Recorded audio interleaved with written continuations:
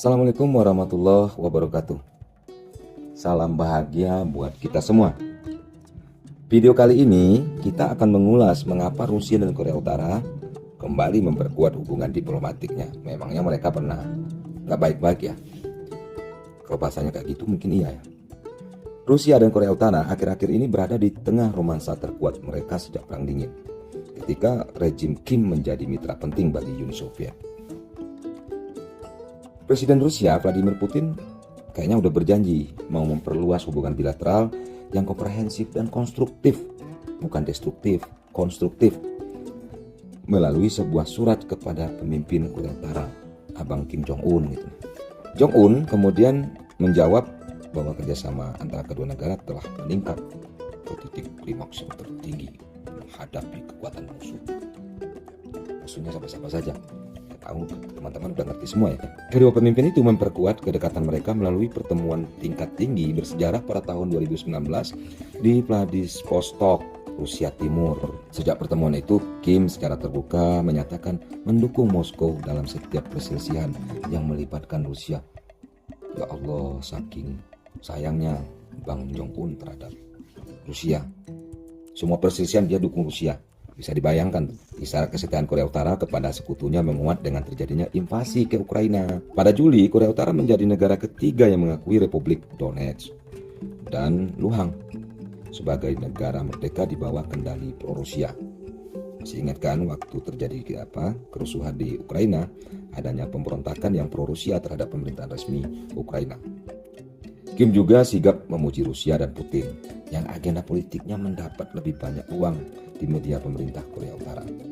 BBC Mundo bersama para ahli menganalisis kunci dan implikasi persahabatan Moskow dan Pyongyang. Hubungan antara Pyongyang dan Moskow amat memburuk setelah runtuhnya Uni Soviet.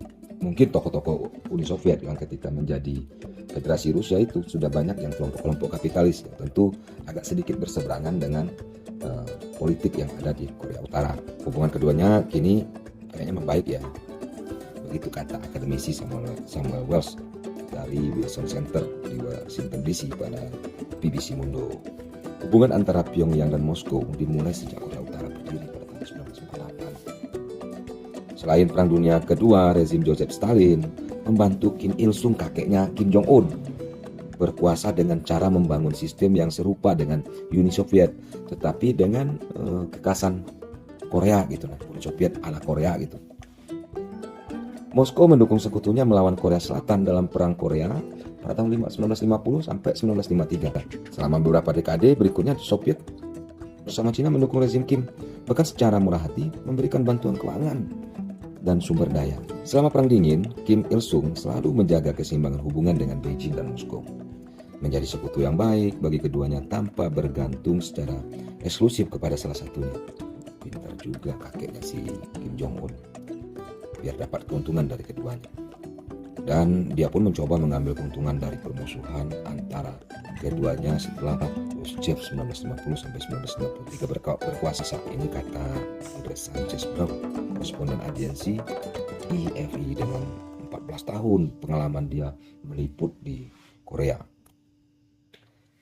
Meskipun demikian, di antara kedua sekutu itu, Uni Soviet lah yang paling banyak memberikan bantuan kepada Korea Utara, mulai dari makanan, bahan bakar, suku cadang, mesin, dan pelatihan teknis, bahkan mensubsidi impor produk-produk Korea Utara yang tidak berguna bagi mereka. Saking sayangnya loh, nggak berguna pun mereka beli, mereka subsidi lagi ngimpornya.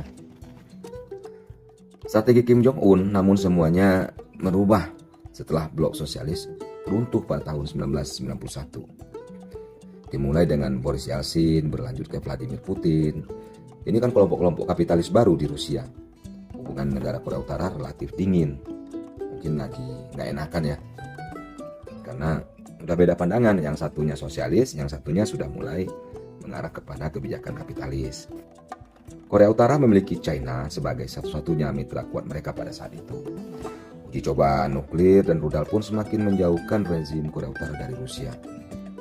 Yang paling anehnya lagi, Rusia justru negara yang nggak ragu-ragu menyetujui sanksi keras terhadap Pyongyang pada tahun 2017 akibat uji coba nuklir dan rudal jarak jauhnya. Korea Utara saat itu sedang menguji senjata atom rudal yang semakin besar. Dan Rusia tidak ingin ada negara lain yang memiliki kemampuan nuklir. Rusia tidak diuntungkan dari situasi tidak stabil seperti itu.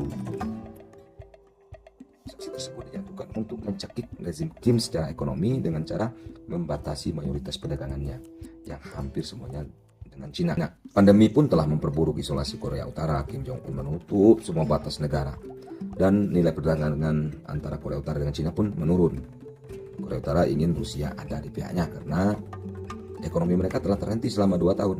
Mereka perlu bergaung juga pada Moskow, tidak hanya pada Beijing, karena kedua negara itu adalah sekutu paling dekat, kalau bahasa Padangnya ponco arek, yang dimiliki Korea Utara. Inilah mengapa Kim Jong-un menggunakan strategi kakeknya lagi, menjaga keseimbangan antara dua kekuatan besar yang menjadi sandarannya. Tapi bisa jadi juga negara sebesar Korea Utara kok bisa berani kalau nggak ada yang kekuatan besar juga di belakang mereka ya. Kim Jong-un maupun Vladimir Putin berharap mendapat manfaat dari persahabatan baru mereka. Tapi bagaimana caranya? Banyak ahli meyakini bahwa Rusia dapat menyumbang bahan bakar dan pangan yang signifikan ke Korea Utara yang akan membantu negara itu mengatasi krisis di dalam negerinya. Pada tingkat yang lebih rendah, bantuan itu bisa berupa mesin industri, suku cadang, senjata, dan lain-lain. Sedangkan Pyongyang terlepas dari situasi ekonominya yang sangat sulit, juga memiliki sejumlah hal yang ditawarkan. Korea Utara telah memberikan dukungan diplomatik kepada Rusia di PBB. Juga ribuan operator yang dipekerjakan di Rusia. Ini bisa menambah tenaga kerja dan sejumlah tambang mineral tanah yang langka. Pekerjaannya yang langka. Sanksi dari Dewan Keamanan PBB pada tahun 2017 melarang memperkerjakan tenaga kerja Korea Utara karena kekerasan yang mereka alami, jam kerja yang panjang, dan sebagian besar gaji mereka diambil oleh negara. Namun sejumlah organisasi memperkirakan Rusia itu dari dulu telah memperkerjakan lebih dari 20.000 pekerja Korea Utara di tempat-tempat terpencil di Rusia, yang mana Rusia memberikan sanksi, kemudian mereka sendiri yang melanggar sanksi itu. Praktik ini memastikan keduanya sama-sama untung. Sejarawan Perang Dingin di Johns Hopkins School of Advanced International Studies, Sergei Pasenko, mengatakan demikian. Rusia menerima pekerja yang cakap, murah, dan bagi Korea Utara mereka adalah sumber devisa yang penting. Invasi ke Ukraina menurut banyak analisis telah memperkuat aliansi Moskow dan Pyongyang. Korea Utara memiliki sejarah panjang dalam memanipulasi mitra dan sekutunya. Dalam hal ini Kim Jong-un yang menyadari isolasi Rusia karena sanksi internasional setelah invasi memanfaatkan momen tersebut untuk menerimanya kembali sebagai sahabat karib. Nah, gimana sama Pak D. Jinping? Cina masih menjadi mitra utama Korea Utara karena masih mendominasi lebih dari 90% perdagangan luar negeri pada tahun 2019 sebelum perbatasannya ditutup akibat pandemi. Cina melihat Korea Utara sebagai penyangga penting di ujung timur lautnya yang bisa memisahkan dengan Korea Selatan, yang mana di Korea Selatan itu ditempatkan 28.000 tentara. Kalau 28.000 itu 28 batalion loh. Yang juga perlu diketahui bahwa Cina tidak akan senang apabila hubungan Pyongyang dan Moskow menguat. Mereka selalu curiga pada gangguan Rusia ke Korea Utara dan menyadari bahwa meningkatnya hubungan mereka hanya akan memberikan Kim Jong-un lebih banyak keuntungan melawan Cina. Kata para ahli juga, jika hubungan Korea Utara Rusia menjadi lebih dekat, Beijing kemungkinan besar akan menyampaikan ketidaksenangannya pada pihak Korea Utara.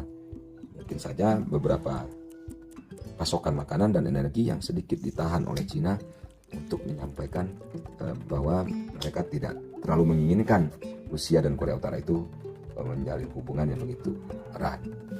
Biasalah, yang namanya orang bernegara hampir sama kayak pertemanan juga. Terima kasih untuk video kali ini, semoga dapat menjadi informasi bagi kita semua. Dan jangan lupa untuk selalu bahagia. Assalamualaikum warahmatullahi wabarakatuh.